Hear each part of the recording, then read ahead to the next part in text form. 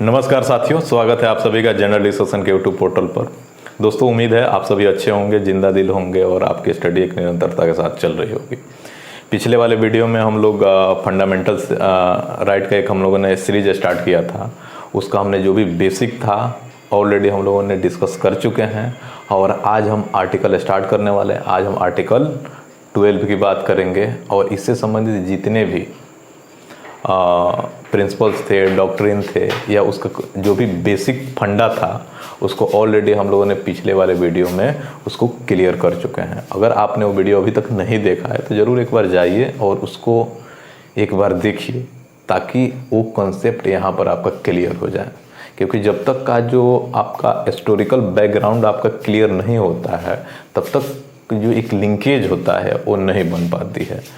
और in general जो student life होती है हमारी, जब भी हम प्रिपरेशन करते हैं सिविल सर्विसेज का, तो हमारी सबसे बड़ी मिस्टेक यही होती है कि हम शॉर्टकट में स्टैटिक पार्ट को याद करने का प्रयास करते हैं, जबकि हमें उसका जो भी हिस्टोरिकल बैकग्राउंड है उसको जब तक हम नहीं पढ़ेंगे तब तक वो कॉन्सेप्चुअली डेवलप नहीं होता है हमारे माइंड सेट में।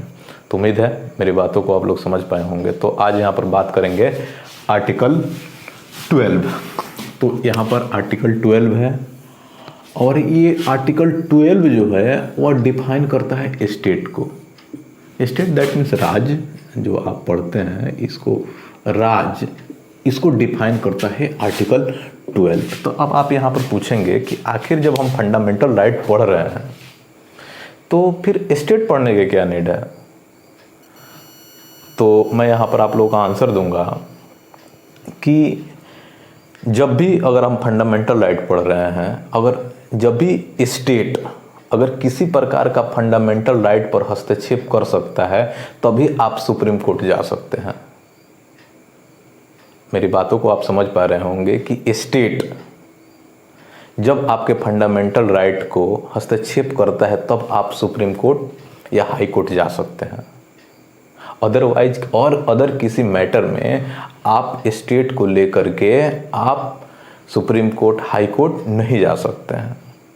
तो सबसे पहले हमें तो ये जानना पड़ेगा आखिर हम स्टेट किसको कहें। जब तक स्टेट हमारा स्पष्ट नहीं हो पाएगा तब तक हम कैसे समझेंगे कि हमारा फंडामेंटल राइट का उल्लंघन कौन कर रहा है। तो इसके लिए हमको जानना है कि आखिर आर्टिकल 12 क्या है और उससे संबंधित स्टेट को कैसे समझें। तो यहाँ पर देखिए, मैंने पहला पॉइंट जो मैंने यहाँ पर मेंशन किया है वो है गवर्नमेंट एंड पार्लियामेंट। अब गवर्नमेंट आप देखेंगे यहाँ पर एक तो होता है एग्जीक्यूटिव पार्टी आपका, एक होता है लेजिस्लेटिव। अब अगर मैं हिंदी में कहूँ इस चीज़ को तो जैसे आपने सुना होगा सरकार के कितने अंग होते हैं, कार्यपालिका, न्यायपालिका और विधायिका। लेकिन मैं यहाँ पर जुडिशरी को नहीं ले रहा हूँ क्योंकि जुडिशरी को स्टेट के टर्म में डिफाइन नहीं किया गया है। सिर्फ एग्जीक्यूटिव और लेजिस्लेटिव मतलब विधायिका और कार्यपालिका जो है वह स्टेट के डिफिनीशन में आता है। अब पूछेंगे इसका क्या मतलब है। तो जो लेजिस्लेटिव है ये आपका क्या है, आपका लॉ बनाएगी, कानून बनाएगी और कानून से संबंधित जो भी एक लॉ बना और वो लॉ क्या होगा, आपको हो सकता है कि फंडामेंटल राइट पर क्या करे, हस्तक्षेप करे, ये भी हो सकता है। और जब ये तो लेजिस्लेटिव ने तो क्या किया कि ये लॉ लागू कर दिया, कानून बना दिया, लेकिन एग्जीक्यूटिव क्या है, एग्जीक्यूटिव उसको रन करेगा। तो आप एक दूसरे को इसको पृथक करके नहीं देख सकते हैं, सेपरेट करके नहीं देख सकते हैं। तो यानी ये दोनों चीज़ें जो है वो आपके स्टेट के टर्म में आता है। यानी संसद और गवर्नमेंट, इससे संबंधित जितने भी लॉ या कोई प्रिंसिपल या कुछ भी ऐसे कदम उठाए जाते हैं, क्या किसी प्रकार का ऑर्गेनाइजेशन बनाए जाते हैं, वो सारे स्टेट के डिफिनीशन में आएंगे। तो यानी इससे संबंधित अगर कोई भी ऐसा कदम उठाया जाता है जो आपके फंडामेंटल राइट को हनन करता है तो ये ऐसा मान लिया जाएगा कि वह स्टेट है और स्टेट आपके फंडामेंटल राइट को हनन कर रहा है। उम्मीद है आप सभी समझ पा रहे होंगे मैं क्या कहने का प्रयास कर रहा हूँ। दूसरा है government and legislative of state. तो किसी भी सिस्टम को, जैसे आप सेंटर लेवल पर जैसे पार्लियामेंट होता है, उसी तरह स्टेट लेवल पर जैसे मानते हैं, अगर मैं हिंदी में लिखूं तो सेंटर के लेवल पर आपका संसद होता है, और इसमें तीन चार चीजें होती है, आपको पता है। आपका प्रेसिडेंट होते हैं, लोकसभा होता है, राज्यसभा होता है, और पूरी उसी में मंत्रिपरिषद टीम होती है, ठीक है। उसी तरह अगर आप देखिएगा स्टेट लेजिस्लेटिव में, तो इसको बोलते हैं विधानमंडल। अब इसी तरह विधानमंडल का भी आप आगे बढ़ाइएगा तो इसमें आपका क्या हो जाते हैं, आपका राज्यपाल हो जाते हैं, विधानसभा हो जाता है, आपका विधान परिषद हो जाता है, और इसके मंत्री परिषद लोग होते हैं, ठीक है।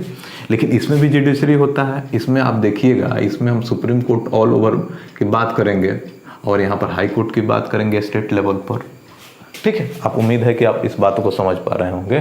तो यहाँ का भी, जैसे सुप्रीम कोर्ट को मैंने स्टेट में नहीं लिया, तो यहाँ भी जो हाई कोर्ट होगा वो भी स्टेट के टर्म में नहीं लिया जाएगा। तो यहाँ पर इसके भी जो लेजिस्लेटिव होंगे, इसके भी एग्जीक्यूटिव होंगे, और इस लेजिस्लेटिव और एग्जीक्यूटिव के द्वारा जो भी स्टेट लेवल पर जो कानून बनाए जाएंगे, या कोई ऑर्गेनाइजेशन बनाए जाएंगे, या कोई लॉ बनाए जाएंगे, या कोई सिस्टम बनाया जाएगा, वह स्टेट से संबंधित होगा। उम्मीद है कि आप इस बात, दोनों पॉइंट को आप लोग समझ पाए होंगे कि मैं क्या कहने का प्रयास करूंगा। अब मैंने सी लिखा है, all local authorities. Local authorities का मतलब है कि जैसे एमेंडमेंट करके कोई नया लॉ बनाया जाता है, नया कोई सिस्टम तैयार किया जाता है। जैसे मैं आपसे कहूं कि 73 और 74 एमेंडमेंट किया गया, मतलब 1993 में यह लागू हो गया। इसको आप पंचायती राज बोलते हैं, और इसको म्यूनसिपैलिटीज के द्वारा नगर पालिका, नगर निगम संस्था बोलते हैं। तो ये दोनों क्या है, लोकल अथॉरिटी है। ग्राउंड स्तर पर नई गवर्नमेंट, और बनाया कौन, सेंटर ने बनाया। सेंटर ने बनाया, तो भी एक प्रकार का क्या है, यह राज्य के अंतर आता है, यह एक गवर्नमेंट है। तो ये भी, अगर इसके द्वारा भी अगर किसी प्रकार का, अब आप बोलेंगे कि जो मुखिया जी हैं, अगर वो किसी प्रकार का हस्तक्षेप करते हैं, तो क्या वो फंडामेंटल राइट का होना? ना, बिल्कुल है, क्योंकि वो लोकल में आते हैं, और लोकल क्या है, it is the part of state. और उसी तरह अगर सिटी स्तर पर आप जाएं, तो आपका क्या होता है, म्यूनसिपैलिटी जो होते हैं, नगर निगम संस्था होते हैं, ये चीज़ें उसमें आ जाती है। तो ये भी क्या है, जो लोकल अथॉरिटी है। यहाँ पर मैंने जैसे पंचायती राज हो गया, म्यूनसिपैलिटीज हो गया, और डिस्ट्रिक्ट बोर्ड वगैरह जो भी बनाए जाते हैं वह स्टेट के टर्म में आते हैं। और इन लोगों के द्वारा किसी भी प्रकार का फंडामेंटल राइट पर अगर हस्तक्षेप होता है, तो इनको आप स्टेट मानिए, और स्टेट मान करके आप सुप्रीम कोर्ट जाइए। ये स्पेशली आर्टिकल 12 होता है। बात करेंगे इसकी लास्ट की। अब देखिए, ऑल अथॉरिटीज की यहाँ पर बात किया जाता है। ऑल अथॉरिटीज में होता है कि एक स्टैच्यूटरी बॉडी होता है, एक नॉन स्टैच्यूटरी बॉडी होता है। स्टैच्यूटरी बॉडी का मतलब ये है कि कानून है और उसमें अमेंडमेंट कर दिया जाता है। कानून माने किसी संवैधानिक कोई है, हमारे पास एविडेंस है, उसके अकॉर्डिंग हम कोई अमेंडमेंट करते हैं, कोई लॉ बनाते हैं, तो उसको हम क्या बोलते हैं, जिसकी व्याख्या ऑलरेडी हमारे कॉन्स्टिट्यूशन में है, वो हमारी स्टैच्यूटरी बॉडी है। और जिसकी व्याख्या हमारे कॉन्स्टिट्यूशन में नहीं है, अलग से कोई लॉ बनाया जाता है, उसको नॉन स्टैच्यूटरी बॉडी बोलते हैं।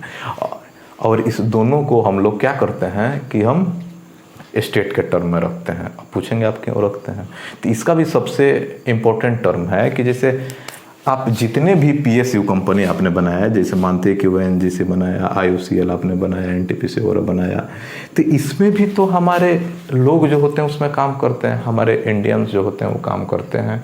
तो मोस्ट ऑफ दिस केस में ये भी देखा जा सकता है, ऐसा अनुमान किया जा सकता है कि इसमें भी फंडामेंटल राइट का हस्तक्षेप हो सकता है। और जब हस्तक्षेप हो सकता है तो इन अथॉरिटीज़ को स्टेट के टर्म में समझा जा सकता है, और इनका कंप्लेन आप स्टेट के टर्म में अपने फंडामेंटल राइट के हस्तक्षेप के तौर में सुप्रीम कोर्ट में कर सकते हैं। तो दोस्तों, उम्मीद है कि आपको आर्टिकल 12 समझ में आ गया होगा। अब हम मूव कर रहे हैं, आर्टिकल 13 क्या है। तो तो जैसा कि हम लोगों ने आर्टिकल 12 को अच्छे से समझ लिया कि स्टेट क्या होता है, और स्टेट को हमने बहुत अच्छे से समझा लास्ट स्लाइड में। अब यहाँ पर हम बात करेंगे आर्टिकल 13 का, जो काफ़ी इम्पोर्टेंट है। इसको बहुत अच्छे से समझने वाली बात है, इसमें बहुत से इम्पोर्टेंट केस हैं जिसको बहुत अच्छे से समझने की हमें ज़रूरत है। तो आर्टिकल जो 13 है हमारा, वो डिफाइन करता है लॉ को। आखिर लॉ किसको बोलेंगे? जो हमारा जो विधि है, अगर हिंदी में इसको समझें तो विधि किसको कहेंगे, ये आर्टिकल 13 स्पष्ट करता है। ठीक है, तो इस आर्टिकल में हम लोग जानेंगे कि ये लॉ क्या है, और लॉ से संबंधित जितने भी कुछ हमारे कंट्री में कुछ विवाद उत्पन्न हुए ड्यू टू लैंड रिफॉर्म, और वो इस आर्टिकल से संबंधित है, उसको हम लोग यहाँ पर जानने का प्रयास करेंगे। तो सबसे पहले आसान शब्दों में जान लेते हैं आखिर लॉ किसको कहेंगे। तो देखिए, कुछ होते हैं कि परमानेंट लॉ होते हैं, जैसे हमारा लास्ट स्लाइड में हमने आर्टिकल 12 की बात की जिसमें स्टेट की बात किया जा रहा था। तो यहाँ पर हम बात करेंगे कि लॉ क्या है। तो अगर हम सेंटर के तौर पर जाएं तो वहाँ पर पार्लियामेंट होता है, और पार्लियामेंट में जो लोकसभा और राज्यसभा होते हैं और उससे संबंधित जो एग्जीक्यूटिव और लेजिस्लेटिव होता है, जैसे लेजिस्लेटिव ने लॉ बनाया और वह लॉ हमारा कंप्लीट हो गया, बन गया, तो हमारा क्या होता है, वो परमानेंट हो जाता है लॉ। कुछ अगर विधि बना दिया जाता है, क्योंकि लोकसभा और राज्यसभा में क्या होता है, उस पर से बहस किया जाता है कि उसके क्या पॉजिटिव नेगेटिव एडवांटेज डिसएडवांटेज हैं, और फाइनली वो क्या होता है कि लॉ बन जाता है। अगर मानते हैं कि जो आपका सेंटर के डिस्कशन के बाद अगर जो विधि बना दिया जाता है, उसको हम बोलते हैं परमानेंट लॉ। ठीक है, उसके बाद होता है कि टेम्पोररी। आप देखते होंगे कभी कभी, जैसे आर्टिकल 123 के टर्म में, कि जैसे राष्ट्रपति हैं या स्टेट के टर्म में अगर आप जाएं तो राज्यपाल हैं, तो कभी कभी इमरजेंसी लग जाता है, या कभी संसद जो सत्र है उसमें डिले हो जाता है, तो उस स्थिति में अध्यादेश ऑर्डिनेंस पास किया जाता है। और ऑर्डिनेंस क्या होता है कि वही टेम्पोररी बेस पे वो हमारा विधि बन जाता है, लेकिन वह परमानेंट विधि नहीं होता है। जब आपका संसद फिर से जब रीओपन होगा, तो उस रीओपन के बाद उसको फिर से अगर आप चर्चा नहीं करेंगे संसद में, तो विथ इन 6 वीक के अंदर में वह जो आपने लॉ बनाया हुआ था वो क्या होता है, वो ख़त्म हो जाता है। तो उम्मीद है कि आप समझ पा रहे होंगे। उसके बाद होता है कुछ स्ट्रेचरी और कुछ नॉन स्ट्रेचरी। तो स्ट्रेचरी का मतलब ये होता है कि जैसे किसी एक्ट के माध्यम से अगर कोई लॉ बनाया जाता है, उसका ऑलरेडी उसका अगर कुछ बेसिक बैकग्राउंड हमारे कॉन्स्टिट्यूशन में होता है, उसको एमेंडमेंट किया जाता है या उसको रेफरेंस लेकर के कोई लॉ बनाया जाता है, तो ये स्ट्रेचरी बॉडी के अकॉर्डिंग वो क्या होता है, लॉ होता है। फिर अगर हम बात करें नॉन स्ट्रेचरी बॉडी में, ये होता है कि जैसे बहुत सारे जगह होते हैं कि कुछ वहाँ का रूढ़िवादी बेस पर कुछ कानून बन जाते हैं जिसको इन जनरल उसको अप्लीकेबल मान लिया जाता है। जैसे आप कहीं जाइए SC/ST समुदाय में, या जो आप जो जनजाति वर्ग के लोग हैं, वहाँ पर क्या होता है कि आप देखिएगा कुछ वो लोग अपने में नियम बना लिए हैं, तो उस नियम को भी क्या होता है कि हमारे कॉन्स्टिट्यूशन के अकॉर्डिंग उसको दर्जा दे दिया जाता है, तो भी एक प्रकार का लॉ है। तो आर्टिकल 13 यह कुल मिला करके यह लॉ को बताता है कि आखिर लॉ कैसे बना, इसका सोर्स क्या है, लॉ में क्या शामिल है।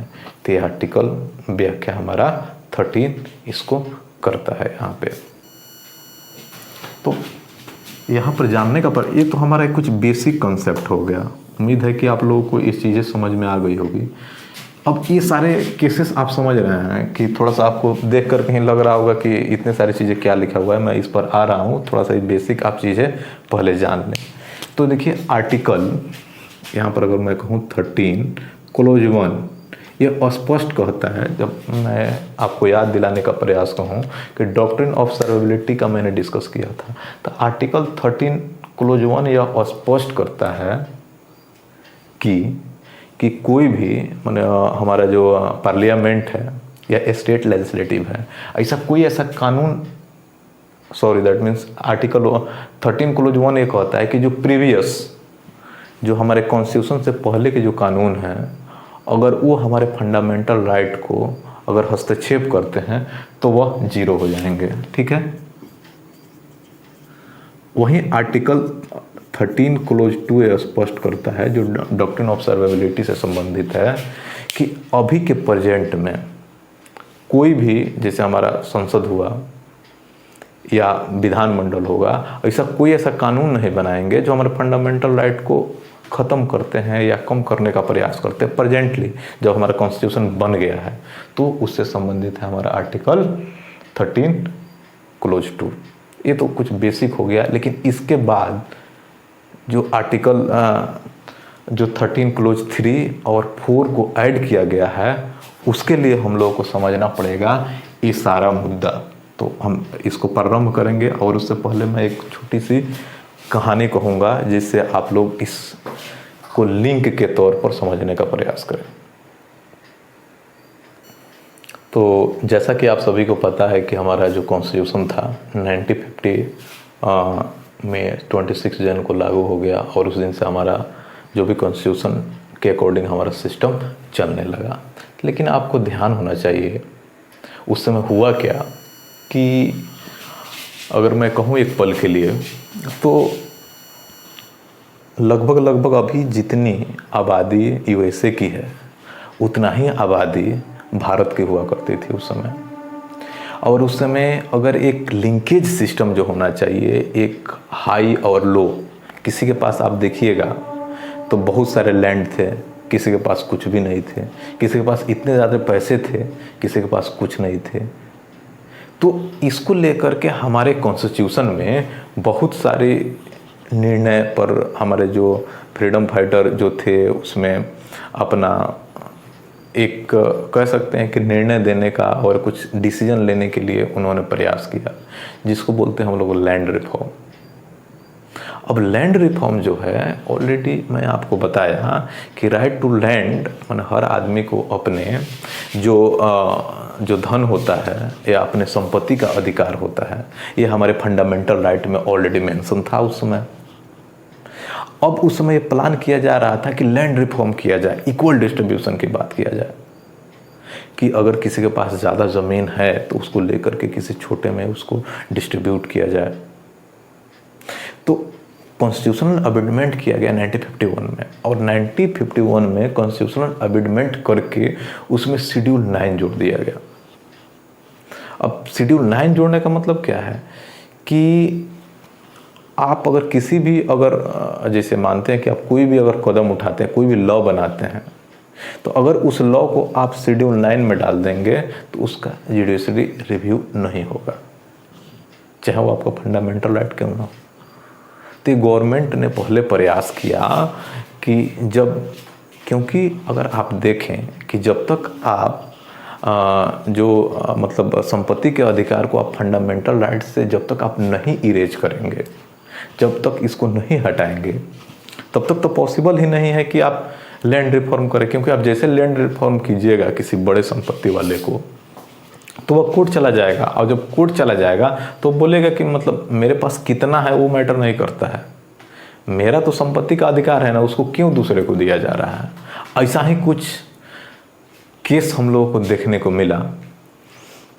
पहला केस उसी से संबंधित आपका है, एक केस आया 1961 में शंकरी प्रसाद का, और दूसरा केस आया सज्जन सिंह के केस में। तो इस दोनों केस में अगर मैं कहूँ 1961 और 1965, ये दोनों वो समय था जिसमें सेंटर स्ट्रॉन्ग था। कभी भी ऐसा ये होता है कि किसी एंगल से कभी जब अगर बहुमत में होती है गवर्नमेंट, तो उस समय इन कंपेयर टू जुडिशरी हमारा गवर्नमेंट काफ़ी स्ट्रॉन्ग होता है। लेकिन कभी अगर जब गवर्नमेंट वीक होती है तो उस स्थिति में क्या होता है कि जुडिशरी स्ट्रॉन्ग हो जाती है। और उस समय कांग्रेस की काफ़ी बोलबाला था, जनता सपोर्ट कर रही थी, फुल बहुमत में था।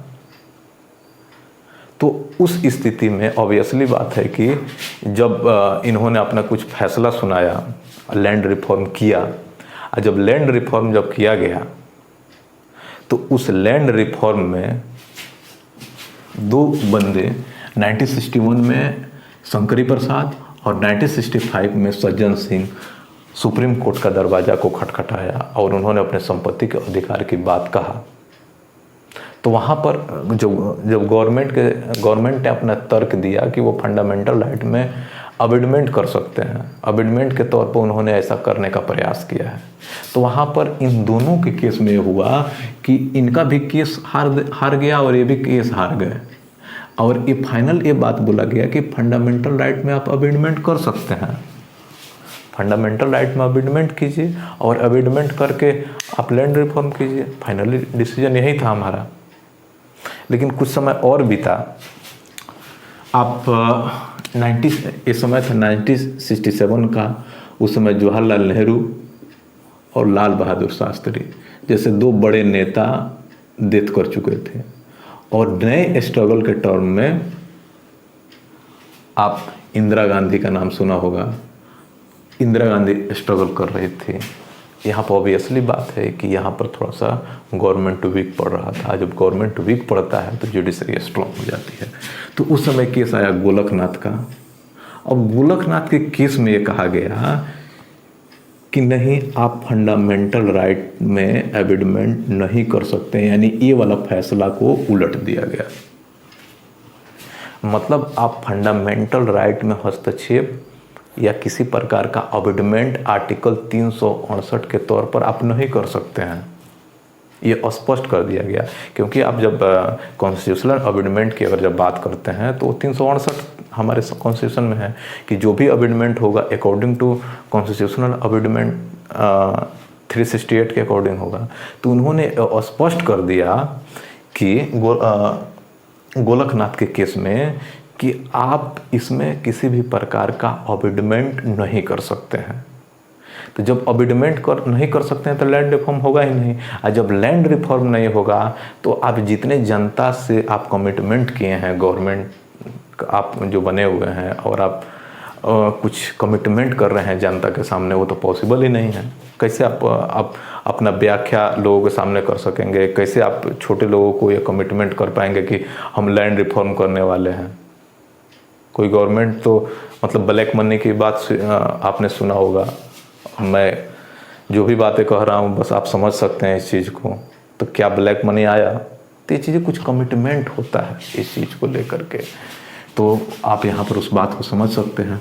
तो यहाँ पर गोलकनाथ के केस में यहाँ पर क्या हुआ, फाइनली 1967 आते आते यहाँ पर हमारी गवर्नमेंट वीक हो गई थी in compare to last few decades. ठीक है, तो उसके बाद अब गवर्नमेंट को भी कुछ सोचना था कि अब हम क्या करें कि ताकि न्यायालय के ऊपर हम जाएं, कुछ बेहतर कुछ करें।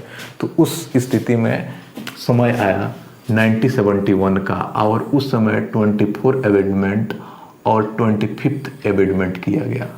अब 24 अमेंडमेंट में क्या किया गया कि जैसे यह अधिकार दे दिया गया गवर्नमेंट को कि वो फंडामेंटल राइट में क्या करते हैं, वो अमेंडमेंट कर सकते हैं। अब मानते हैं कि अदालत ने तो कह दिया, सुप्रीम कोर्ट ने तो कह दिया कि आप फंडामेंटल राइट में आप क्या बोलते हैं, अमेंडमेंट नहीं कर सकते हैं, लेकिन आप तो कॉन्स्टिट्यूशन को ही तो बदल सकते हैं ना। अगर मानते हैं लोकसभा और राज्यसभा अगर ये चाह दे कोई कानून बना ले, तो फिर उसमें तो जुडिशरी को तो उसी के अकॉर्डिंग चलना है जो हमारे कॉन्स्टिट्यूशन में लिखा है।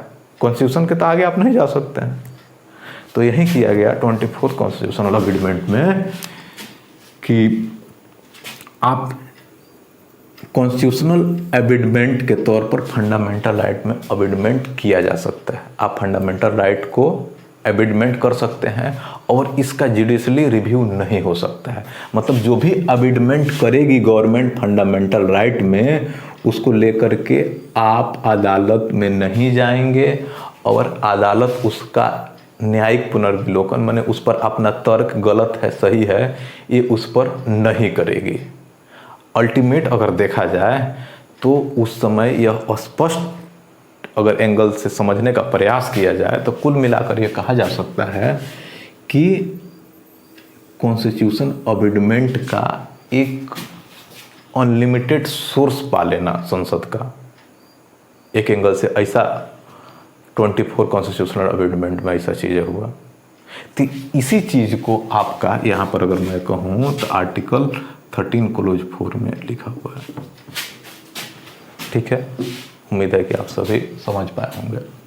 उसके बाद जो 25th अमेंडमेंट किया गया, अब तो लैंड रिफॉर्म वाली बात हो रही थी, तो 25th कॉन्स्टिट्यूशनल अमेंडमेंट में किया गया कि जो भी आप लैंड रिफॉर्म करेंगे, जैसे मानिए कि अगर गवर्नमेंट किसी का अगर लैंड ले रही है तो उसका उचित मुआवजा देगी। इसमें मुआवजा की बात कह दिया गया पहला। दूसरा ये बात कहा गया कि डीपीएसपी फंडामेंटल राइट से ऊपर है। कहने का मतलब यह है कि फंडामेंटल राइट में अमेंडमेंट करके डीपीएसपी को इसमें इन्वॉल्व नहीं किया जा सकता है। मतलब एक आसान भाषा में अगर मैं बताने का प्रयास करूं तो डीपीएसपी को ऊपर कर दिया गया in compare to fundamental right. उम्मीद है कि आप सभी समझ पा रहे होंगे कॉन्स्टिट्यूशनल अमेंडमेंट में कि डीपीएसपी हाई है in compare to fundamental right. और इसमें आर्टिकल 39B और 39(c) जोड़ा गया। अब आर्टिकल 39B और C क्या है, ये आपका डीपीएसपी में है। और डीपीएसपी का ये है कहानी आर्टिकल 39B और C का कि आर्टिकल 39(c) ये कहता है कि किसी एक आदमी के पास धन का संकेंद्रण नहीं बढ़ने दिया जाना चाहिए। मतलब जैसे विजय माल्या है, विजय माल्या के पास ऐसा नहीं होना चाहिए कि एक आदमी के पास इतना ज़्यादा धन इकट्ठा हो जाए और वो जब वह यहाँ से भागे तो उससे संबंधित जितने लोग हो दिवालिया हो जाए। इस स्थिति में अगर ऐसे लोग हैं तो वहाँ पर आपको क्या बोलते हैं, गवर्नमेंट जो है उसमें हस्तक्षेप कर सकती है और वहाँ पर वह उसके डिस्ट्रीब्यूशन से या कुछ अपना जो भी है ताकि लोगों में उसका डिस्ट्रीब्यूशन हो सके, उससे संबंधित अपना कुछ एक्शन प्लान कर सकती है। ठीक है। और आर्टिकल 39B में ये डिस्ट्रीब्यूशन की, लैंड रिफॉर्म के इक्वल डिस्ट्रीब्यूशन से संबंधित बातें इसमें आर्टिकल 39B में स्पष्ट कर दिया गया। तो ये दो चीज़ें उम्मीद है कि आप लोगों को समझ में आ गया होगा, 24 अमेंडमेंट और 25th अमेंडमेंट। यानी कुल मिलाकर देखा जाए तो यहाँ पर क्या था, सेंटर यानी गवर्नमेंट स्ट्रांग हो रही थी। और वही बात जब अगर मैं कहूँ 1971 में के बाद एक केरल में 1970 के आसपास लैंड रिफॉर्म बिल वहाँ पर लाया गया और वहाँ पर कानून बन गया। और जब कानून बन गया तो एक केशवानंद भारती थे केरल में, और एक मंदिर में वो एक संत हुआ करते थे, और उनकी ज़मीन को लैंड रिफॉर्म के टर्म में ले लिया गया और उन्होंने सुप्रीम कोर्ट का दरवाज़ा खटखटाया और उनके जो एक वकील थे, नानकी पालकी वाला का नाम आपने सुना होगा, उन्होंने इसमें अपनी अहम भूमिका निभाई। सॉरी, एक्चुअली एक और अमेंडमेंट यहाँ पर उससे पहले 1973 का केशवानंद भारती का केस है। अच्छा, पहले इसको कंप्लीट कर लेते हैं। तो नानकी उस समय जब केस आया यहाँ पे, थोड़ा सा एक बात इसको जान लीजिए, 1972 में 29th अमेंडमेंट लाया गया और उसमें सिर्फ और सिर्फ ये क्या किया गया कि जो शेड्यूल 9 जो था, उस शेड्यूल 9 में 2 लैंड रिफॉर्म बिल को डाल दिया गया ताकि क्या हो, उसका न्यायिक पुनर्विलोकन न हो सके, बस यही 29 में। तो जब केस आया यहाँ पे केशवानंद भारती का, तो यहाँ पर ऑलरेडी आप मान के चलिए 1973 के आसपास थोड़ा सा कुछ पॉलिटिकल क्राइसिस आ चुके थे सिस्टम में हमारे, और उस समय क्रिटिसाइज भी किया जा रहा था गवर्नमेंट को कुछ पल के लिए। तो उस समय जुडिशरी भी थोड़ा सा स्ट्रांग होना प्रारंभ हो चुकी थी, और केशवानंद भारती के केस में जब यह मामला नानकी पालकी वाले ने उसको हैंडल किया, तो लगभग मेरे ख्याल से जजों की बेंच बैठी थी और 7 और 6 के बीच में फैसला आया कि यहाँ पर आप, ठीक है, आप फंडामेंटल राइट को आप एबेडमेंट कर सकते हैं, ठीक है, लेकिन यह ध्यान होना चाहिए कि अगर फंडामेंटल राइट में अगर कोई बेसिक स्ट्रक्चर आता है तो आप उसको एबेडमेंट नहीं कर सकते हैं। फिर पूछा गया कि आखिर बेसिक स्ट्रक्चर किसको कहें, हमको कैसे पता चलेगा कि कौन बेसिक स्ट्रक्चर है, कौन बेसिक स्ट्रक्चर नहीं है। तो उससे संबंधित उन्होंने कहा, सुप्रीम कोर्ट ने बातें कहा कि जैसे समय आएगा हम लोग जो होंगे, उसकी जो जुडिशरी की एक टीम बैठेगी जो वो चीज़ें बता देगी कि आखिर रियल में इसका वास्तविक मीनिंग क्या होता है, और जितने जितने भी आप बेसिक स्ट्रक्चर के टर्म में आएंगे उसको एबेडमेंट नहीं किया जा सकता है। आप फंडामेंटल राइट को आप बेसिक आप कीजिए, एबेडमेंट कीजिए, लेकिन अगर जो बेसिक स्ट्रक्चर होगा आप उसको नहीं कर सकते। ये यहाँ पर केस बना, और यही जो है अभी तक प्रेजेंट में चल रहा है। उसकी बहुत सारी लिस्ट है कि कौन से बेसिक स्ट्रक्चर है इंडिया का। तो चीज़ें जैसे रूल ऑफ लॉ के बारे में हम लोगों ने जो डिस्कस किया था, तो भी बेसिक स्ट्रक्चर है इंडिया का, लेकिन कॉन्सेप्ट कहाँ का है, वो कॉन्सेप्ट है यूके का। तो वही चीज़ें होती है यहाँ पर। उम्मीद है कि आप लोगों को ये बातें स्पष्ट हो गई होगी। तो ये एक समरी था आर्टिकल 13 का। तो अब बात करेंगे हम लोग आर्टिकल 14 का। तो पिछले वाले स्लाइड में हम लोगों ने आर्टिकल 13 को कवर अप किया, और इसमें बात करेंगे हम लोग राइट टू इक्वलिटी। अगर मैं कहूँ इसको तो समता का अधिकार,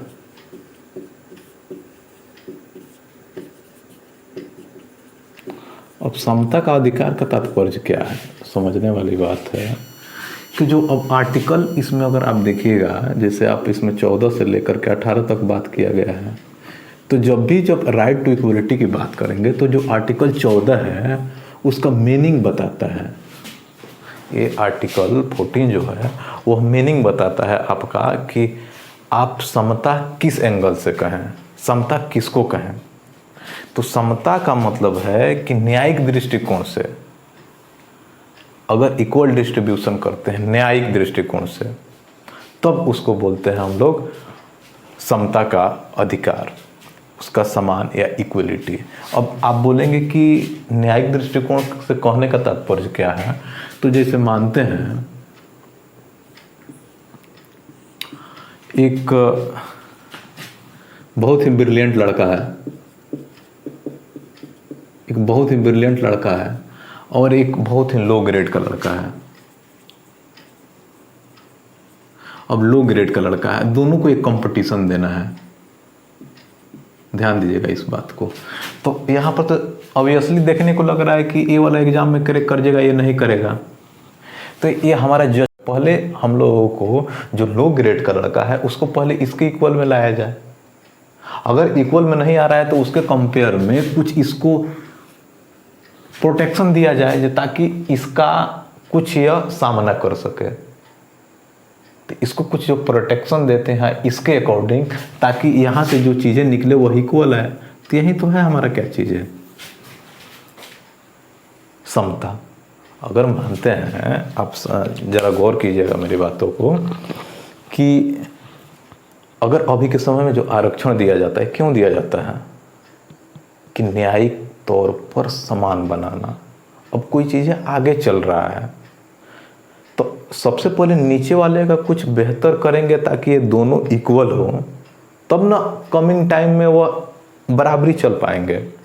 लेकिन जब आप अगर एक एंगल से देखें, अगर उस दोनों को इक्वल अगर आप नहीं कर पाते हैं आरक्षण के दृष्टिकोण से आप कुछ भी, तो फिर इन फ्यूचर में पॉसिबिलिटी ही नहीं है। और वही पॉसिबिलिटी नहीं है तो एक नहीं होता है कि एक अपर एक लोअर कंडीशन क्रिएट हो जाती है और असमानता होता है। जब असमानता होता तो आपको पता ही है कि क्या, बहुत सारे एग्जाम्पल हमारे सामने पड़े हुए हैं। अफ्रीकन कंट्री देख लीजिए, अफगानिस्तान देख लीजिए, म्यांमार देख लीजिए। उम्मीद है कि आप समझ पाए होंगे। तो ये डिफाइन करता है आर्टिकल 14 मीनिंग, जो मीनिंग मैंने यहाँ पर बताया। अभी के समय में देख लीजिएगा, लगभग देश के जो 1% लोग हैं, देश के जो अभी 1% लोग हैं, उसके पास पूरे कंट्री का लगभग मेरे ख्याल से 58 या 57% उनके पास क्या बोलते हैं, धन है। अब बाकी जो रिमेनिंग जो धन है वह 99% लोगों के पास है। तो फिर यह जस्टिस के एंगल से कहाँ समानता आई है हमारे समाज में। तो हमें ये चाहिए कि एक जस्टिस के अकॉर्डिंग वहाँ पर समानता लाया जाए। अब यहाँ पर इसी के अकॉर्डिंग अगर हम यहाँ पर बात करें तो दो सिस्टम है। तो एक होता है कि दो चीज़ें देखिए, इक्वालिटी बिफोर लॉ, और एक होता है इक्वल प्रोटेक्शन ऑफ लॉ। अब ध्यान दीजिएगा कि इक्वालिटी बिफोर लॉ यह यूके का कॉन्सेप्ट है, और इक्वल प्रोटेक्शन ऑफ लॉ जो है आपका यूएसए का मॉडल है। यह सिर्फ यूएसए में चलता है, यह कहाँ चलता है, आपका यूके में चलता है। अब आप पूछेंगे कि इस दोनों का मीनिंग क्या है। तो जैसे इक्वालिटी बिफोर लॉ का मतलब ये है कि जैसे रूल ऑफ लॉ याद कीजिए पिछले वाला में, कि जो लॉ होगा वह सर्वोच्च होगा, यह पीपल के लिए क्या होगा, सभी के लिए समान होगा लॉ, ठीक है। जो लॉ होगा, लॉ का सोर्स क्या होगा, राइट। ये कौन कहता है, ये कहता है आपका इक्वालिटी बिफोर लॉ। मतलब ये है कि समान परिस्थिति में समान संरक्षण वहां नहीं दिया जाएगा। अगर कोई गरीब है तो ऐसा नहीं है कि किसी बड़े को लेकर के छोटा में दे दिया जाएगा, क्योंकि वह लॉ सबके लिए है ना। तो उस एंगल से इसको लेकर के चला जाएगा इक्वल लॉ के तौर पर। वहाँ आरक्षण की किसी इस टाइप की बात नहीं की जाएगी। अगर आरक्षण की बात करते हैं तो समान परिस्थिति में कुछ चेंजेस तो आ रहा है ना, तो फिर आप यहाँ पर कहेंगे पीपल वाला ये वाला रूल कहाँ होगा, फिर ये वाला रूल कहाँ एडजस्ट कर पाएगा, नहीं कर पाएगा। तो उम्मीद है कि आप लोग ये चीज़ें बातें समझ रहे होंगे। लेकिन इक्वल प्रोटेक्शन ऑफ लॉ यह कहता है कि अगर समान परिस्थिति में परिस्थिति के अकॉर्डिंग लॉ में चेंजेस किया जा सकता है। जैसे कि अगर एक रिच पर्सन है, एक पुअर पर्सन है, तो यह इक्वल प्रोटेक्शन ऑफ लॉ कहता है कि इसको प्रोटेक्शन देगा। और यहाँ पर समान परिस्थिति ऐसा है कि इसके अकॉर्डिंग लाने के लिए इसको आरक्षण देना पड़ेगा। अगर यहाँ पर अगर आरक्षण अगर दिया जाता है इस पुअर को ताकि यह रिच के लेवल में आए, तो इस लॉ के अकॉर्डिंग ऐसा पॉसिबल है। समता को डेवलप करने के लिए ये चीज़ें यहाँ पर लाई जा सकती है। लेकिन भारत के संदर्भ में क्या है कि ये दोनों प्रकार की प्रोसेस लागू हैं अकॉर्डिंग टू, मतलब एरिया, जो भी ज्योग्राफिकल एरिया जहाँ जहाँ है उसके अकॉर्डिंग यहाँ पर हम लोग बातें करते हैं। तो ये था आर्टिकल 14 का डिफिनीशन। आगे वाले आर्टिकल में हम 15 की बात करेंगे अभी के लिए।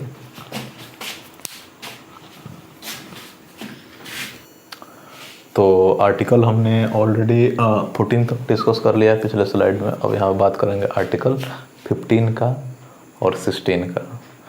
अभी हम राइट टू इक्वलिटी की बात कर रहे हैं। इक्वलिटी की बात हम लोग पिछले वाले स्लाइड में ऑलरेडी डिस्कस कर लिए हैं कि आखिर जो उसका जो बेसिक कॉन्सेप्ट है इक्वालिटी बिफोर लॉ और इक्वल प्रोटेक्शन ऑफ लॉ, उसका जो बेसिक जो समरी बन रहा है उसी समरी का हम यूज करेंगे यहाँ पर 15, 16, 17 और 18 में। तो क्या है तो आइए इसको जानते हैं यहाँ पर। तो जैसे आर्टिकल 15 क्या है कि देखिए, अगर स्टेट, कौन सा स्टेट, जो आर्टिकल 12 में बात किए हैं, स्टेट होगा किसी भी जगह जाति, धर्म, लिंग, जन्म स्थान के आधार पर किसी भी लोग के साथ, किसी भी जनता के साथ वह भेदभाव नहीं करेगी। ठीक है, आप उम्मीद है कि यहाँ पर ये पहला स्टेटमेंट। दूसरा ये है कि पीपल टू पीपल, हम जो जनता है एक दूसरे के साथ भी जाति, धर्म, लिंग, जन्म स्थान या किसी अदर पार्टिसिपेशन के आधार पर हम उसके साथ भेदभाव नहीं कर सकते हैं। वहीं आर्टिकल 15 क्लोज 3 ये स्पष्ट करता है कि जैसे कुछ स्थिति में यह एब्सोल्यूट नहीं है, एब्सोल्यूट माने इस पर निर्बंधन लगाया जा सकता है, तो गवर्नमेंट के द्वारा यह आर्टिकल जो 15 क्लोज 3 यह स्पष्ट करता है कि जो चाइल्ड हैं या वुमेन हैं, औरतें और बच्चे के लिए कुछ यह स्पेशल प्रावधान ला सकती है। जैसे आप मेट्रो में चले जाइए, मेट्रो में जाइएगा तो एक सीटें क्या होता है, आरक्षित कर दिया जाता है। आप कहीं कुंभ मेले में चले जाइए, एक तरफ स्त्री लोग नहाते हैं, आप थोड़ा कहिएगा कि मेरा राइट है, हम उन लोगों के साथ नहाएंगे, ऐसा तो नहीं कर सकते हैं। तो इस और बच्चे के लिए, तो इन दो चीज़ों के लिए यह स्पष्ट, जैसे आप बच्चों के लिए देखिएगा इस स्कूल बस स्पेशल चलाया जाता है, आप कहिएगा नहीं इसको हम ट्रेवलिंग इसी में करेंगे, नहीं करेंगे, क्योंकि उनका एक पार्टिकुलरली रूल बना दिया गया है। बच्चों के लिए एक स्पेशल कलर कोड दिया गया है, येलो, आप देखते होंगे। तो स्पष्ट बातें कहा गया है। उसी में क्लोज 4 में ये चीज़ें कहा गया है, एक constitutional amendment first SC ST को, जो भी SC ST समुदाय वर्ग के लोग हैं, उनको शिक्षा में आरक्षण की बात कही गई है, वह इससे संबंधित बातें, और आरक्षण किस संदर्भ में, इक्वल प्रोटेक्शन ऑफ लॉ के अकॉर्डिंग। अगर आप मेरी जितनी बातें मैं कह रहा हूँ उसको सिर्फ और सिर्फ डिफिनीशन से जोड़कर देखने का प्रयास कीजिए। जो मैं आर्टिकल 14 में जो बातें बताया है उसको सिर्फ आपको जोड़ना है। यहाँ पर मैं सिंपली ये बातें बोल रहा हूँ, आप जा करके किसी बुक में पढ़िएगा तो ऑनलाइनर ये चीज़ें दिया हुआ है, लेकिन जब तक उसका आप डिफिनीशन नहीं समझ पाएंगे तब तक आप उसका लिंकेज नहीं जोड़ पाएंगे। उम्मीद है कि आप सभी समझ पाए होंगे। उसी तरह जब 93 कॉन्स्टिट्यूशनल अमेंडमेंट किया गया और उसमें गवर्नमेंट सेक्टर में SC ST को एजुकेशनल सेक्टर में आरक्षण दिया गया था, वहीं 93 कॉन्स्टिट्यूशनल अमेंडमेंट में प्राइवेट सेक्टर में आरक्षण दिया गया SC ST को। लेकिन ध्यान रहे कि जब हम जैसे राइट टू, हमने पढ़ा हुआ था right to cultural and educational right की हम लोग जो बात कर रहे थे, जो आर्टिकल 29 एंड 30 पर जो हम लोग पढ़ रहे थे, उसमें यह दोनों अप्लीकेबल नहीं होगा। क्यों नहीं अप्लीकेबल होगा यहाँ पर पूछेंगे, क्योंकि जो जनजाति वर्ग के लोग हैं उनका अपना एक कल्चर है, उनका अपना लैंग्वेज है, और वो अपना किसी प्रकार को अपना एक लोकल स्कूल खोलते हैं। तो वहाँ पर नहीं ना आप जाइएगा SC ST को लेकर के हाँ भैया एक काम कीजिए इसमें आरक्षण दीजिए, वहाँ पर ये चीज़ें अप्लीकेबल नहीं होता है। और 6 आप लोगों को पता है, मैं इसका एक्सप्लेन नहीं करूँगा, आप लोग समझ लीजिएगा। EWS आरक्षण दिया गया है एजुकेशन में 10% का, ठीक है। उम्मीद है कि आप अगर कुल मिलाकर अगर 15 का अगर समरी किया जाए तो यह शिक्षा संबंधी इसमें बातें कुछ बताने का प्रयास किया गया है, ठीक है। आसान भाषा में मैं फिर से बता दे रहा हूँ, स्टेट किसी प्रकार का कोई भी बैड डिसीजन नहीं लेगी, कोई भी किसी प्रकार का असमानता नहीं फैलाएगी, पीपुल टू पीपुल एक दूसरे का इंटरकनेक्शन करके जाति धर्म और जन्म स्थान के आधार पर एक दूसरे का हस्तक्षेप या विवाद क्रिएट नहीं करेंगे। उसके बाद आपका जैसे ये दोनों जो होगा वह यह 3 पर लागू नहीं होगा, मतलब सबको इक्वल चीज़ें दिया जा रहा है, लेकिन कहीं कहीं यह इसका एब्सोल्यूट तौर पर नहीं माना जाएगा। इसमें आरक्षण दिया जा सकता है, जैसे बच्चों और उसके केस में। यहाँ शिक्षा की बातें कही गई, यहाँ भी प्राइवेट संस्था में, यहाँ पर गवर्नमेंट में बात किया गया, यहाँ प्राइवेट में बात किया गया, यहाँ पर EWS की बात किया गया। अब यहाँ पर बात करेंगे, अब यहाँ पर धन उपार्जन, आप किसी भी जैसे 16 की बात किया जा रहा है यहाँ पर, तो इसमें स्पष्ट किया गया कि गवर्नमेंट जो होगी वह नियोजन के क्षेत्र में, अगर मानता आप जॉब में जाते हैं तो उसमें किसी जाति धर्म या जन्म स्थान के आधार पर किसी भी प्रकार का हस्तक्षेप नहीं किया जाएगा कि ये इस फैमिली से हैं तो इनको ये पोस्ट दिया जाए, ऐसा किसी भी प्रकार की बातें इसमें नहीं कहा जाएगा। आर्टिकल इसमें ये सारी बातें, जिसमें आर्टिकल अगर 16 क्लोज अगर 1 की मैं बात करूं तो इसमें नियोजन संबंधी बातें कहा जाता है, और इस नियोजन का क्लोज 2 में यह बातें बताई गई है कि इन दोनों का हस्तक्षेप गवर्नमेंट आपका किसी भी एंगल से नहीं कर सकती है। अगर मानते हैं कि अगर कोई स्टेट है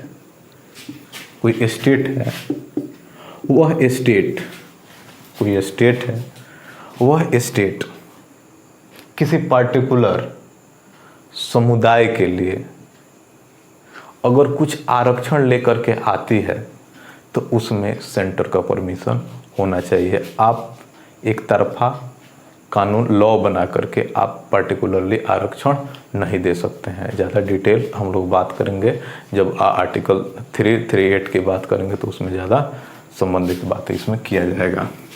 अब आर्टिकल जैसे मैं अगर कहूँ 4, 5 और 6, तो यहाँ पर जैसे आर्टिकल 6 है उसी तरह नियोजन में मतलब जॉब में भी आप लोगों को 10% जो इकोनॉमिक वीकर सेक्शन जो होंगे उनको छूट दिया जाएगा। आर्टिकल जो क्लोज 4 जो होगा वह किसी स्पेशल जाति के लिए कुछ एक स्पेशल पोस्ट किसी पार्टिकुलरली एक कास्ट से रिलेट नहीं होना चाहिए कि ये जो पोस्ट है किसी संबंधित उसी समुदाय से जुड़ा हुआ है, तो ऐसे कोई समुदाय यहाँ पर विकसित नहीं होगी। तो उम्मीद है कि आप सभी इस बात को समझ पाए होंगे कि मैं यहाँ पर क्या कहने का प्रयास कर रहा हूँ। 5, 6 मेरे ख्याल से हो ही गया, 4, 5, 3, 5 हाँ यहाँ पर बात। तो आर्टिकल यहाँ पर कुल मिलाकर अगर देखा जाए तो आर्टिकल हमने 15 और 16 की यहाँ पर ऑलरेडी डिस्कस कर लिया है, लेकिन इसमें एक केस बनता है जिसको मैं यहाँ पर बताने का प्रयास करूँगा कि जैसे कि हमने यहाँ पर आर्टिकल 15 और 16 को समझने का प्रयास किया, लेकिन अब यहाँ से जब मैंने यहाँ क्या नियोजन और यहाँ पर शिक्षा में कुछ आरक्षण की बात किया तो आप सोचेंगे कि आखिर ये आरक्षण का मामला है क्या, आखिर आरक्षण किसको कहें यहाँ पर। तो थोड़ा सा इसके बारे में थोड़ा सा कॉन्सेप्चुअल जानने की ज़रूरत है। और 1979 में मंडल कमीशन बनाया गया और उनसे यह बोला गया कि आप सबसे पहले किसको आरक्षण के अंडर में लेना चाहिए और वो कौन से ऐसे लेवल हैं, कौन से ऐसे लोग हैं जिनको आरक्षित किया जाना चाहिए। तो उसमें मंडल आयोग ने 1980 में यह एक रिपोर्ट दिया और रिपोर्ट में लगभग 3743 जातियां उन्होंने स्पष्ट तौर पर यहाँ पर रखा और उस इतने जातियों को उन मंडल कमीशन के द्वारा यह बोला गया कि इनको आरक्षण देना चाहिए। फिर उसमें कुछ बातें स्पष्ट हुई और उनमें ये भी बोला गया कि इकोनॉमिक वीकर सेक्शन जो हैं उनको 10% के लिए भी आरक्षण दिया जाना चाहिए। लेकिन यह मामला जब अदालत में गया तो ये 10% का आरक्षण जो था वह कैंसिल आउट हो गया। और उसके बाद जब 1980 का जो एरा चल रहा था और 1984 में जब इंदिरा गांधी डेथ हुई और उसके बाद राजीव गांधी का जो गवर्नमेंट बना तो थोड़ा सा एक स्टेबल गवर्नमेंट नहीं बन पाया था। तो उसके बाद जब 1989 के बाद जब अगर देखिएगा 6 माह साल भर में जब चीज़ें जब बिखरने लगी तो उस स्थिति में जब 90 का जो एरा आया तो उस समय आरक्षण को लागू करने का प्रयास किया गया। और उस लागू के प्रयास करने में और मंडल कमीशन ने ही यह बातें कही थी कि जो आरक्षित लोग हैं उनको 27% का आरक्षण दिया जाना चाहिए। कौन से लोगों को, जो नंबर ऑफ जो कास्ट जो उन्होंने 3743 जातीयता का जो नाम बताया था उस जाति को 27% का आरक्षण दिया जाना चाहिए। फिर जब आगे जब ये सिस्टम जब आगे बढ़ा तो इंदिरा साहनी का केस आया आरक्षण संबंधित कि कितना आरक्षण दिया जाना चाहिए और आरक्षण का एक स्रोत क्या होना चाहिए। तो इंदिरा साहनी बनाम भारत संघ के केस में सुप्रीम कोर्ट ने यह स्पष्ट कर दिया कि जो आरक्षण जो होना चाहिए वह जाति के आधार पर होना चाहिए। आरक्षण जो होना चाहिए वो क्रीमी लेयर को नहीं मिलना चाहिए। क्रीमी लेयर किसको बोलेंगे, जैसे राष्ट्रपति, उपराष्ट्रपति हो गया, जैसे सेना संबंधित जो लोग हैं उन लोगों को नहीं मिलेगा, जो डॉक्टर हैं, अभियंता हैं, वकील हैं, या ग्रुप ए और बी से संबंधित जितने जो जॉब होल्डर हैं उनको क्रीमी लेयर कहा जाता है। और उनको क्रीमी लेयर के तौर पर देखते हुए उनको आप आरक्षण में नहीं रख सकते हैं। लेकिन ध्यान रहे ये भी कि किसी भी स्टेट को टोटल आरक्षण 50+ नहीं होना चाहिए। तो ये सारी बातें जो थी वह इंदिरा सहनी के केस में स्पष्ट कर दी गई। और वह इंदिरा सहनी केस अभी के समय में भी मौजूद है, लेकिन अभी के समय में उसका उल्लंघन किया जा रहा है। आप जा कर के देखिए तमिलनाडु गवर्नमेंट में कि वहाँ पर लगभग आपका 50+ आरक्षण देखने को मिल जाएगा। अभी के समय में अगर आप जा कर के देखिए, अभी बहुत सारे मतलब जो स्टेट हैं उसमें विधानमंडल में इस आरक्षण संबंधित बात विवाद चल रहा है कि उसमें थोड़ा सा और बढ़ावा देना चाहिए, जबकि ऑलरेडी 1993 में इंदिरा सहनी के केस में ऑलरेडी सुप्रीम कोर्ट ने यह स्पष्ट फैसला सुना चुका है। लेकिन अब एक प्रश्न एक क्रिएट होकर आता है कि जब कॉन्स्टिट्यूशनल अमेंडमेंट 85 किया गया, अब 85 करने का यह मेन मुद्दा यह था कि ताकि कुछ मतलब ये पॉलिटिकल मैटर था कि जो ओबीसी कैटेगरी के हैं उनको पदोन्नति में आरक्षण दिया जाए। पदोन्नति का मतलब यह है कि जनरल में और एक ओबीसी में अगर ओबीसी अगर 5 साल का एक्सपीरियंस है और उसी फील्ड में जनरल का 10 साल का एक्सपीरियंस है तो दोनों का अपना कैटेगरी होगा। लेकिन जो ऊपर का जो प्रमोशन का बात होगा, अगर SC ST वाला का अगर प्रमोशन की बात होगी इन कंपेयर टू जनरल, तो वह कॉन्स्टिट्यूशनल अमेंडमेंट 85 के तौर पर वह क्या होगा कि उस क्या बोलते हैं उस जो आरक्षण के तौर पर जो निचली जाति के जो बातें जो स्पष्ट कही गई थी उनको आरक्षण दिया जाएगा। ये कॉन्स्टिट्यूशनल अमेंडमेंट आपका 85 में ये स्पष्ट तौर पर बोला गया। फिर और उसके बाद अगर देखा जाए एक मेरे ख्याल से 81 कॉन्स्टिट्यूशनल अमेंडमेंट, उसमें बैक्स लॉ की बात कहा गया। अब आप बोलेंगे कि बैक्स लॉ का क्या मतलब है, थोड़ा सा टेक्निकल है, थोड़ा सा इसको समझने का प्रयास कीजिए।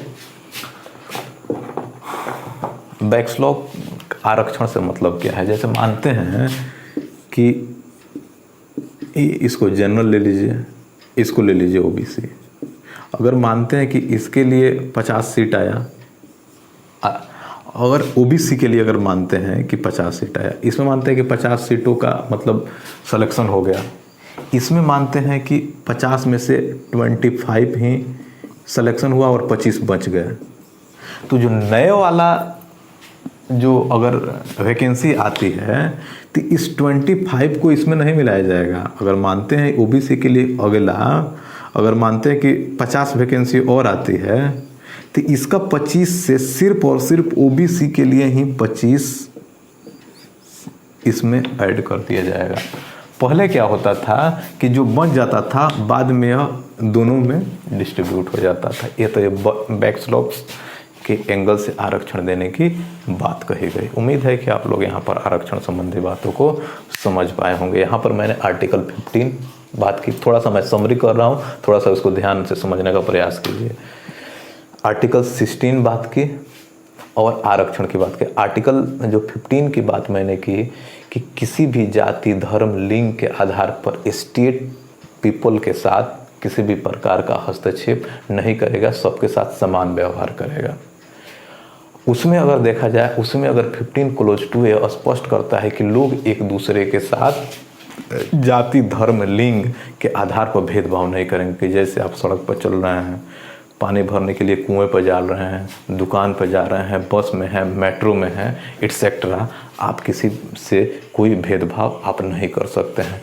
आर्टिकल 15(3) यह स्पष्ट करता है कि ध्यान रहे कि जैसे यह एब्सोल्यूट नहीं है कि मतलब जो चीज़ें है वो है। इसमें गवर्नमेंट अपना जैसे बच्चों के लिए और वुमेन के लिए अपना पार्टिकुलरली उसमें अमेंडमेंट कर सकती है, उनमें स्पेशल कुछ अधिकार दे सकती है। जैसे कुंभ मेला हो गया बच्चों के लिए, स्कूल बसेस हो गया, और 14 और 4 5 जो है 4 है आपका गवर्नमेंट स्कूल गवर्नमेंट शिक्षा में, और आपका 5 जो है वो आपका प्राइवेट संस्था में है, और 6 AWS है। उसी तरह नियोजन में 16 की बात की जा रही है, और 16(2) में ये भी स्पष्ट किया जाता है कि जाति धर्म लिंग के आधार पर जॉब में किसी प्रकार का हस्तक्षेप नहीं किया जाएगा, सब कुछ समान एंगल से देखने का प्रयास किया जाएगा।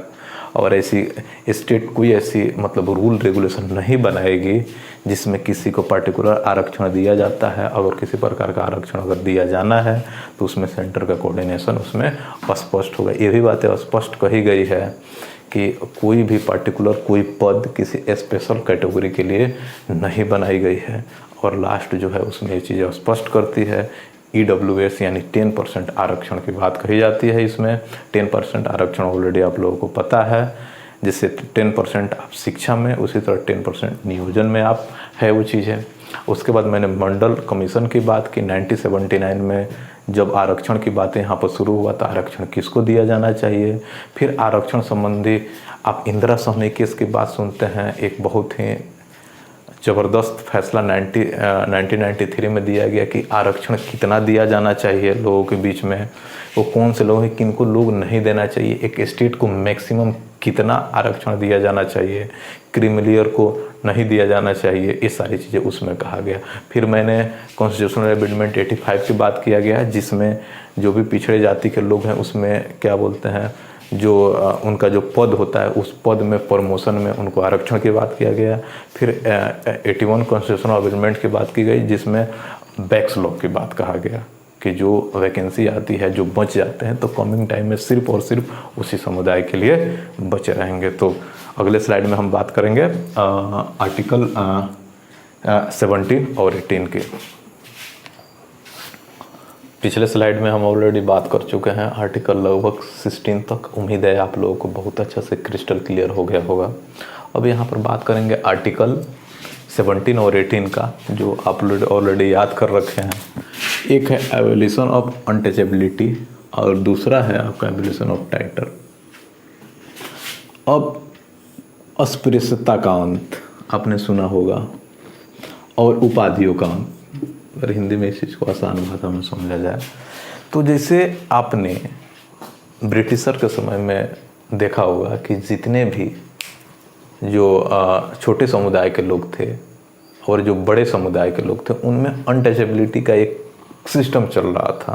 दूसरे को आप जो भी जो हरिजन टाइप के जो लोग हुआ करते थे उनमें जो आप टच नहीं कर सकते हैं। बहुत सारे ऐसे समुदाय होते थे जिनको उस गांव में भी नहीं रहा देने दिया जाता था। उनके आ जाने से ऐसा होता है कि उनको मतलब जिस रास्ते से वो जाते तो उनको भी उस रास्ता को क्लीन कराया जाता। बहुत ऐसी मतलब घटनाएं पर घटनाएं हुई, तो उसको ये चीज़ें यहाँ पर आर्टिकल 17 के तौर पर उसको हटाया गया।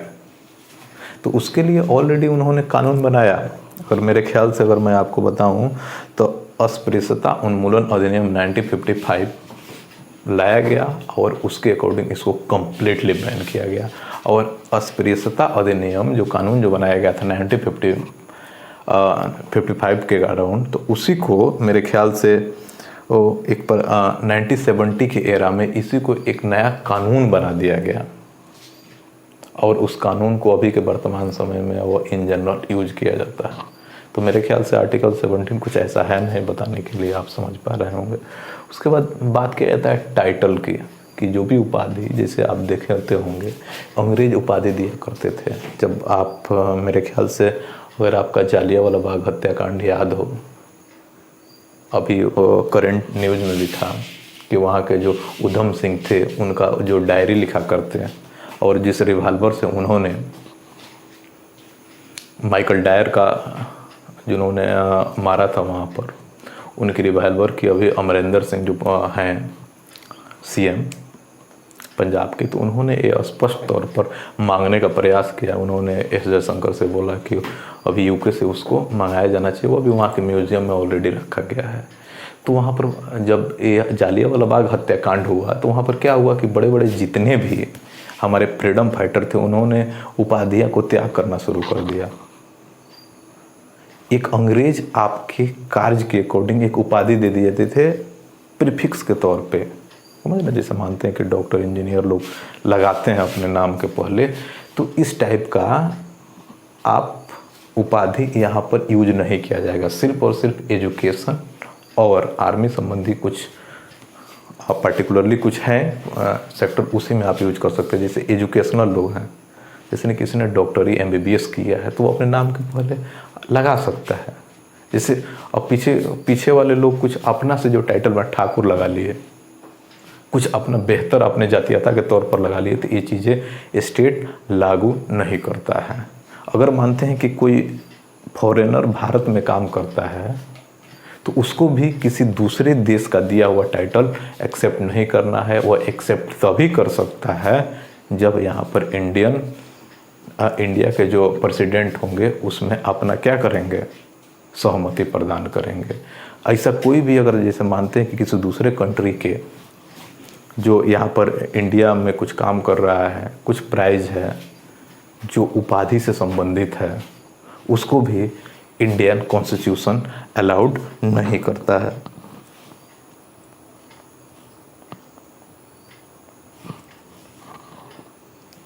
तो उम्मीद है कि यही कुछ ऐसी बातें हैं जो आर्टिकल 18 में स्पष्ट तौर पर बताई गई है। तो बस आपको इतना ध्यान रखना है कि आर्टिकल 17 अस्पृश्यता का अंत की बात करता है और आर्टिकल 18 जो है आपका वह यह स्पष्ट करता है कि आप किसी प्रकार का उपाधि नहीं ले सकते हैं। ध्यान ये रहना चाहिए कि एजुकेशन और सेना में यह अप्लीकेबल नहीं है, वहाँ पर आपका उपाधि दिया जा सकता है। जैसे मैंने डॉक्टर की बात की, कोई पढ़कर MBBS बनता है तो वह डॉक्टर लिख सकता है। जैसे कोई कर्नल है तो अपने नाम के पहले कर्नल लगा सकता है क्योंकि वह डिफेंस से संबंधित है। उम्मीद है आपको आर्टिकल, अभी यहाँ पर हमने राइट टू इक्वलिटी कंप्लीट कर लिया है। आर्टिकल 14, 15, 16, 17, 18।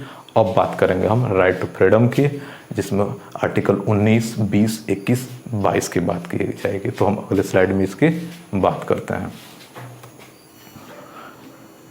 तो दोस्तों यहाँ पर हमने ऑलरेडी राइट टू इक्वलिटी की बातें कर ली है और हम लोग ऐसा प्लान करते हैं कि नेक्स्ट वीडियो में हम लोग राइट टू फ्रीडम की बात करेंगे। तो उम्मीद है कि ये वीडियो आप लोगों को पसंद आएगा। प्रयास कीजिए, लाइक सब्सक्राइब करें चैनल को और अपना जो भी ओपिनियन है कमेंट बॉक्स में ज़रूर दें। Thank you.